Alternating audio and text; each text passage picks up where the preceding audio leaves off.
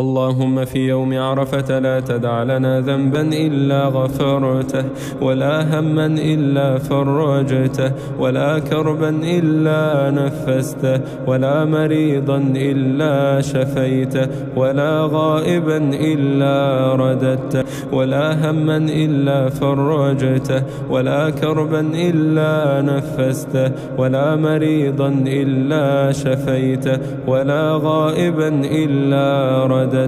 اللهم في هذا اليوم اغسل قلوبنا من أوجاعها، وألسنتنا من أقوالها، وأعيننا من خيانتها.